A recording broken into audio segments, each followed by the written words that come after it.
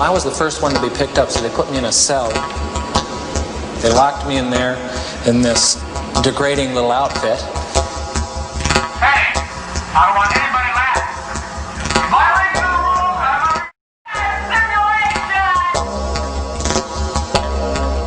I gotta go to a doctor, anything. I'm burning up inside, don't you know? I've never screamed so loud in my life. Never been so upset in my life. It was an experience of being out of control.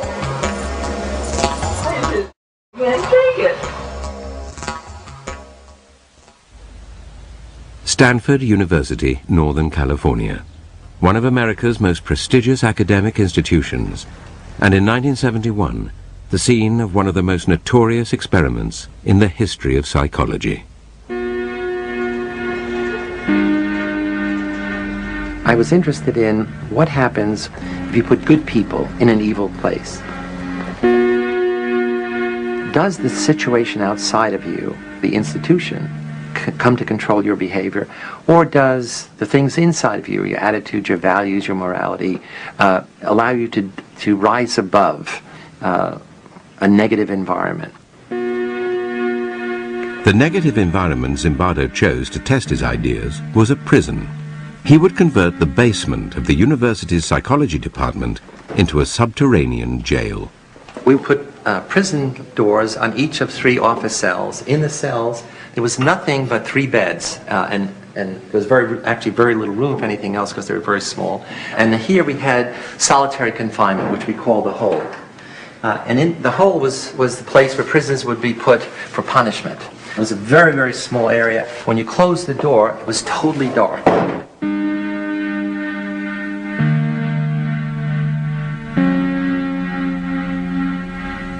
All the guards wore military uniforms, and we had them wear these silver reflecting sunglasses. And what it does is you can't see someone's eyes, and so that loses some of the humanness, the humanity.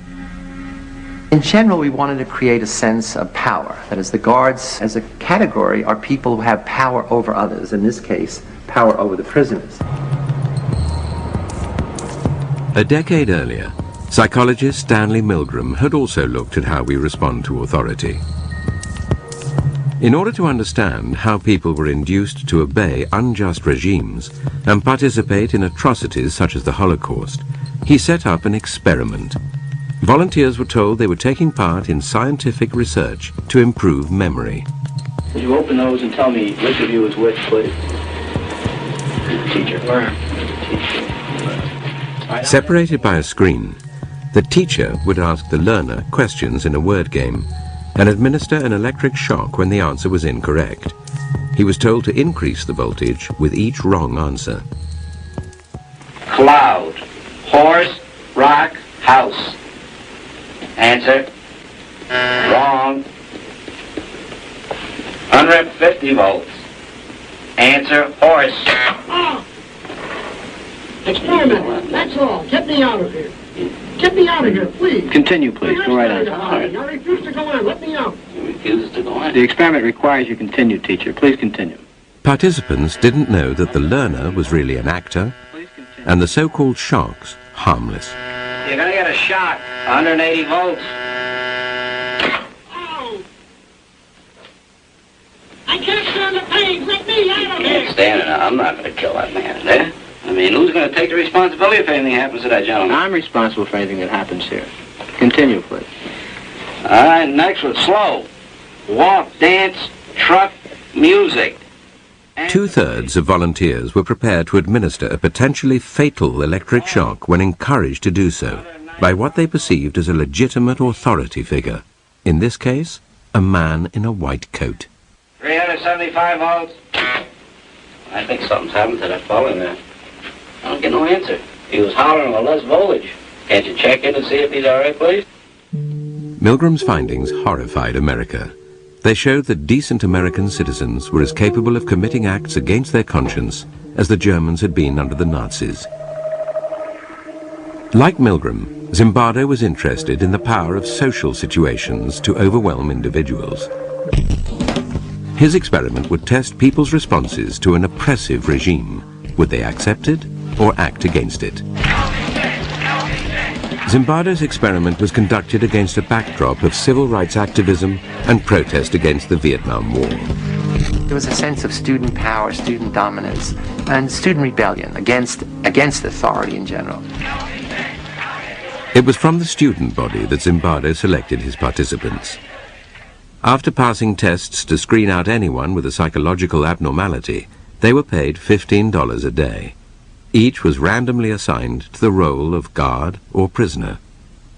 It was a prison to me. It still is a prison to me. I don't look on it as an experiment or a simulation. It was just a prison that was run by psychologists instead of run by the state. I was 20, and that September I was going to college, and it would be nice to have a summer job, but there sure wasn't a lot of time left. And I looked in the want ads, and I found this thing which was just going to fit. It was just 2 weeks. Once you put a uniform on and are given a job to keep these people in line, you really become that person. Once you put on that khaki uniform, you put on the glasses, you take the nightstick. I was on summer break from my first year in college, and I was looking for a job. Had to choose between that and making pizzas. That sounded like a lot more fun. As well as running the experiment, Zimbardo took on the role of prison superintendent. He began by briefing the guards. I said, you have to maintain law and order. If prisoners escape, the study is over, and you can't use physical violence. You can't create a sense of fear in them. You can't create the notion that their life is totally controlled by us, and that there'll be constant surveillance. We have total power in the situation, and they have none. Prisoners were brought to the basement prison, blindfolded, to confuse them about their whereabouts. They were stripped and deloused. Of course, the guards started making fun of their genitals and humiliating them. And really, it's the start of what's known as the degradation process, which not only prisons, but lots of military-type outfits use that process.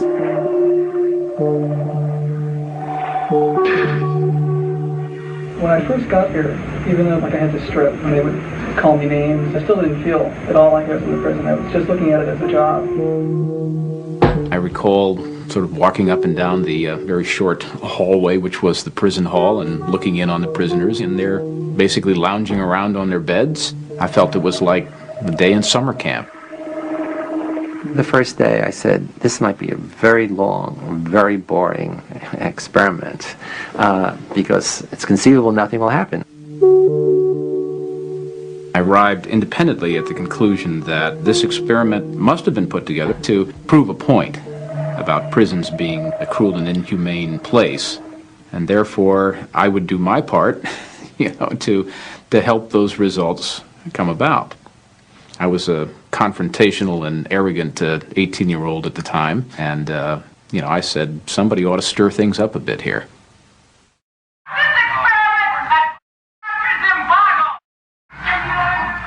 On the second morning, the prisoners had decided to stir things up as well. The guards found some of them had used their beds to barricade their cell. Prisoner 8612 was one of the ringleaders of the rebellion.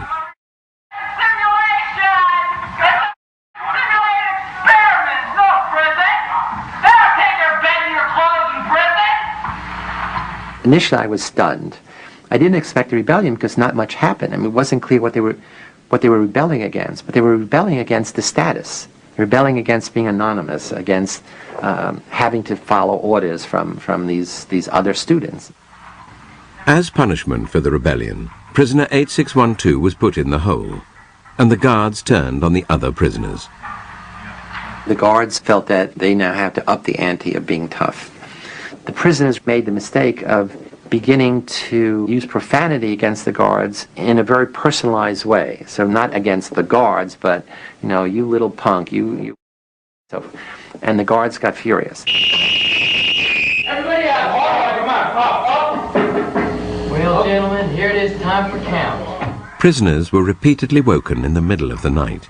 The guards made them do menial, physical tasks and clean out toilets with their bare hands. We made it a point to not give them any sense of comfort or what to expect, that, that anything could happen to them at any time, including being rousted from their sleep at any hour and forced to stand up in a line and have me hurl insults at them and make them do exercises. When you interrupt people's sleep, they tend to become a little disoriented. And since there was no daylight in the prison, they had no idea whether it was night or day. I think that I was the instigator of this whole schedule of harassment. The harassment of the guards took its toll on rebellion leader 8612. He told Zimbardo he wanted to leave the experiment. Zimbardo responded not as a psychologist, but as a prison superintendent. I said, well, I can see to it the guards don't hassle you personally, and in return, all I would like is some information from time to time about what the prisoners are doing. So essentially I'm saying, I'd like you to be a snitch, an informer. And I said, think it over, and if you still want to leave, fine. Confused, prisoner 8612 returned to his cell and told the other prisoners that no one could leave.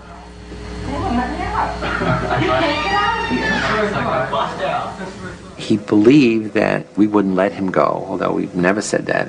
But the fact that he was the ringleader of the rebellion, and he told the other prisoners, they won't let you leave. And that really transformed the experiment into a prison. I was told that I couldn't quit. And at that point, I just felt totally hopeless. More hopeless than I'd ever felt before. Soon after returning to his cell, prisoner 8612 started showing signs of severe distress.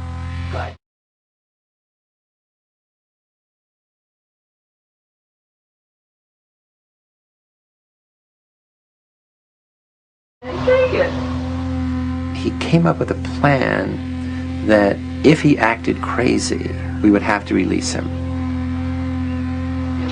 I feel really inside. You don't know. I gotta go. To a doctor, anything. I can't say that. I don't know how to explain it. Inside. Out! Out now!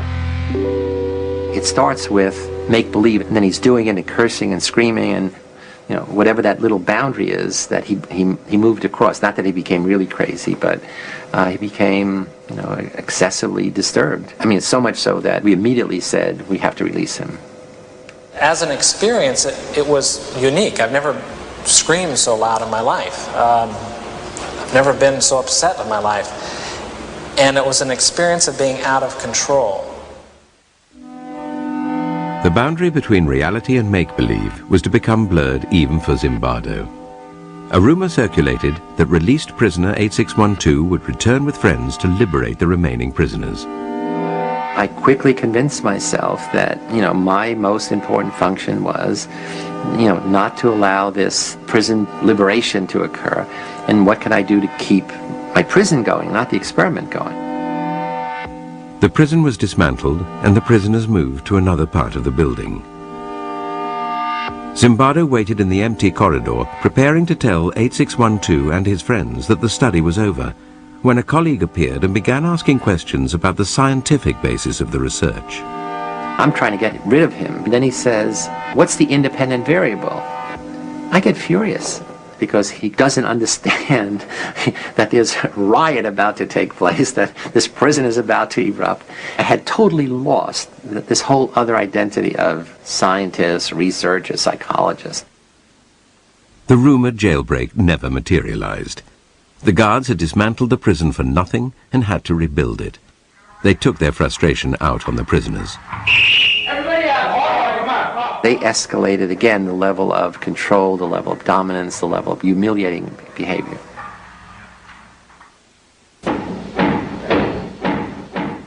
"819 was the next prisoner to rebel against the harassment of the guards. He barricaded himself in his cell and refused to take part in the count. You're not only not getting a cigarette, but for as long as the cell's blockaded, you're going to be in solitary when you get out. I go, what? For 819's disobedience, the guards made his cellmates do mindless work. This undermined any vestige of solidarity amongst the prisoners, who now chose to accept the tyranny of the guards rather than risk further harassment. That was one of the surprising things to me, is that there was so little that the prisoners did to support one another after we started our campaign of, divide and conquer. Isolated and distraught, prisoner 819 told Zimbardo he wanted to leave. While I'm interviewing 819 and saying, okay, it's all over, thank you for your participation, I'll give you money for the whole 2 weeks, even though you're leaving early, he hears the prisoners shouting, 819 did a bad thing. Prisoner 819 did a bad thing. Prisoner 819 did a bad thing. Prisoner 819 did a bad thing. And he said, I can't leave. And he's crying. And he says, I can't leave. I said, what do you mean you can't leave? He said, no, I have to go back. Because I don't want them to think that I'm a bad prisoner. And that's when I really flipped out. That in such a short time, a college student's thinking could become so distorted. I said, you're not a bad prisoner. You're not a prisoner. And this is not a prison. And it was this thing where he opened his eyes. And it was just really like a cloud being lifted. Seeing things clearly, prisoner 819 reverted to his original request and was released. To replace him, the experimenters called in one of their reserves from the standby list. I got a phone call saying, are you still available as an alternate? Kind of cheery female secretary voice. I said, yes, sure. And so she said, could you start this afternoon? And I said, yes, sure. And my role in the experiment really began.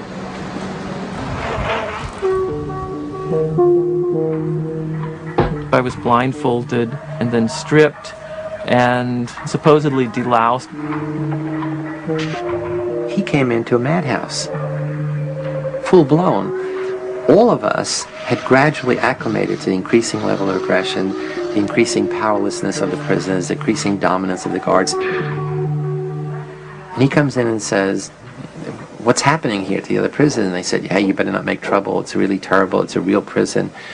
And he says, I'm out of here. I don't want to. And they said, no, you can't leave. Once you're here, you're stuck. This is a real prison. 416, since you got your hands in the air, why don't you play Frankenstein?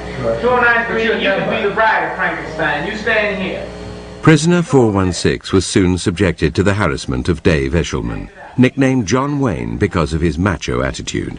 416, and I want you to walk over here like Frankenstein and say that you love 293. I made the decision that I would be as intimidating, as cold, as cruel as possible. I love you, 293. Get up close. Get up close. I love you, 293. I love you, 293. You smile, 293. You get down here and do 10 push-ups. 2, 3. I just watched a movie called Cool Hand Luke, and the mean, intimidating, Southern prison warden character in that film really was my inspiration for the role that I created for myself. Why is it you try to be obedient so much? It's my nature to be obedient, Mr. Reginald. You a liar. You a stinking liar. He was creative in his evil. He would think up very ingenious ways to degrade, to demean the prisoners. What if I told you to get down on that floor? What would you do then? One of the best guards was also on that shift, and instead of confronting this bad guard, the sadistic guard, essentially because he didn't want to see what was happening, he became the gopher. He would go out to get the food and things of this kind, and that left the John Wayne guard and another guard on that shift to be dominant. We were continually called upon to act in a way that just is contrary to what I really feel inside. It just continually giving out. It's just really one of the most oppressive things you can do. 416, while they do push-ups, you sing Amazing Grace. Ready? Down. Amazing Grace. You do push-ups on your own. The madness of the experiment started to affect prisoner 416. A wretch like me. Keep going. I began to feel that I was losing my identity until finally I wasn't Clay. I was 416. I was really my number. And 416 was going to have to decide what to do. Prisoner 416 decided to go on a hunger strike. They were pushing my limits. But here was a thing that I could do that could push their limits. After I had missed a couple of meals, I saw that this was not a matter of indifference to the guards. I was making headway. They were upset. I thought, how dare this newcomer come in and try to change everything that we had worked for the first 3 days to set up, and he's going to suffer for that. Get in that closet then.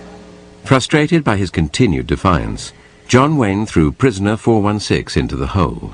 After punishing the other prisoners for his disobedience, John Wayne encouraged them to vent their anger at 416 directly. Thank you, 416.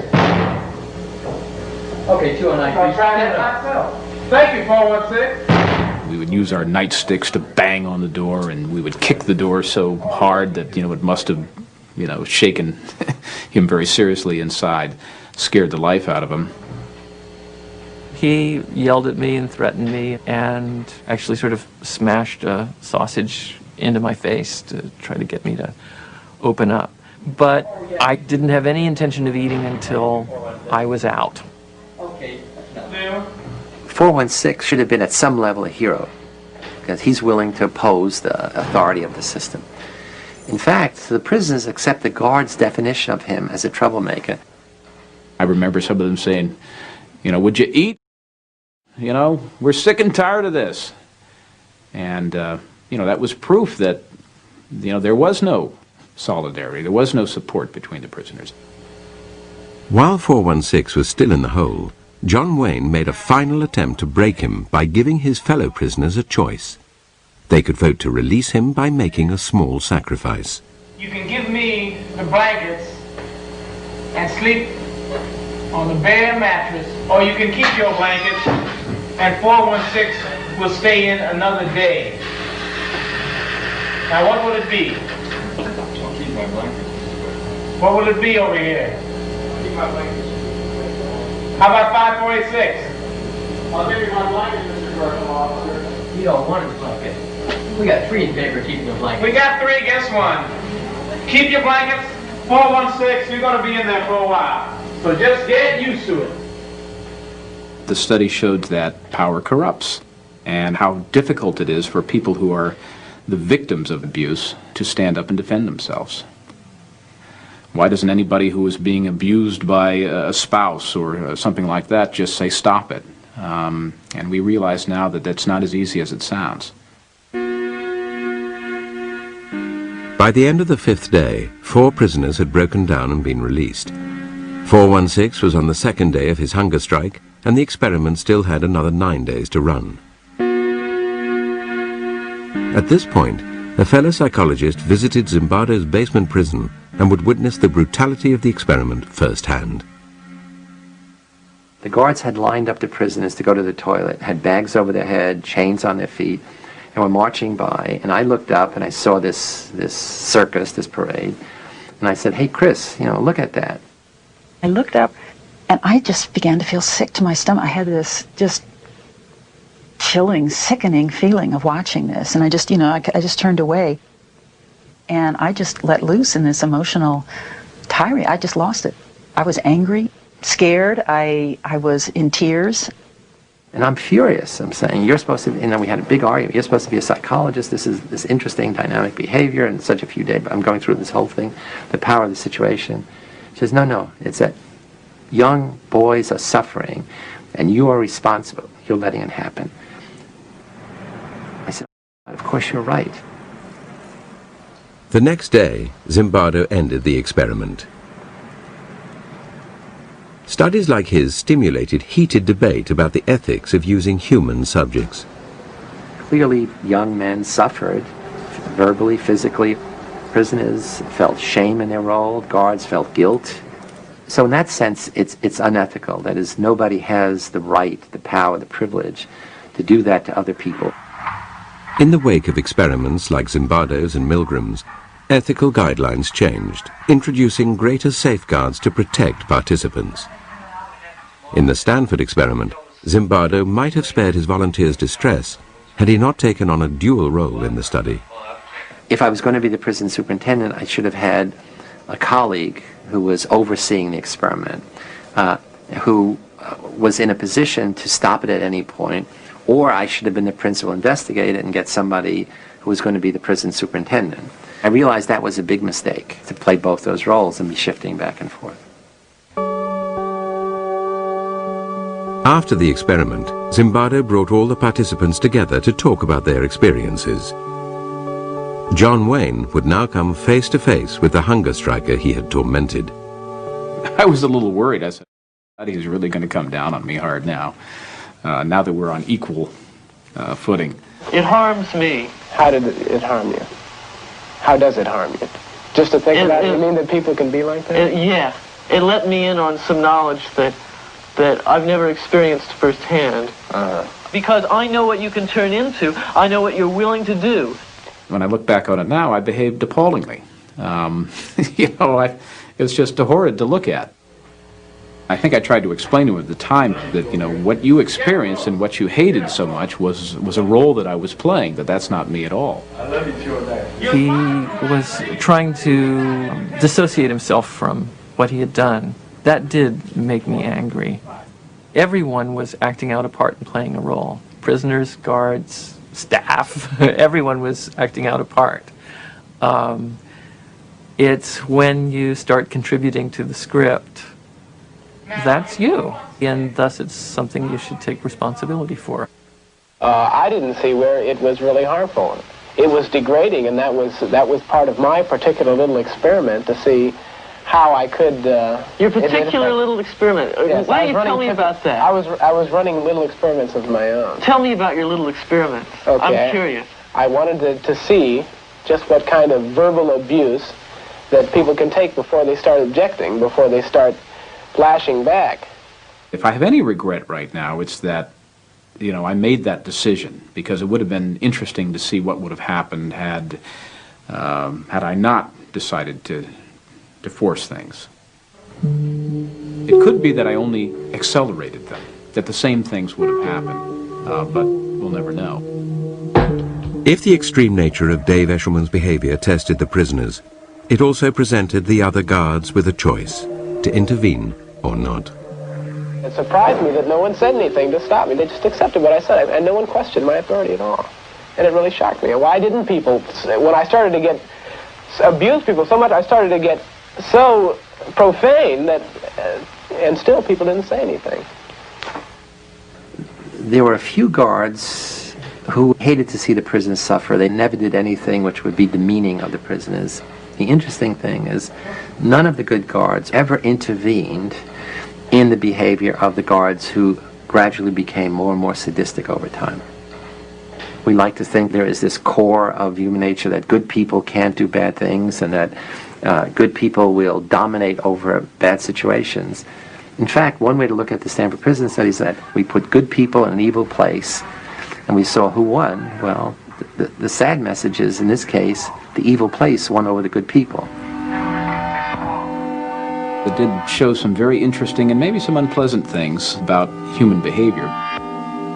It seems like, every century, every decade that we go through, we're suffering the same kind of atrocities, and you need to understand why these things happen. You need to understand why people behave like this.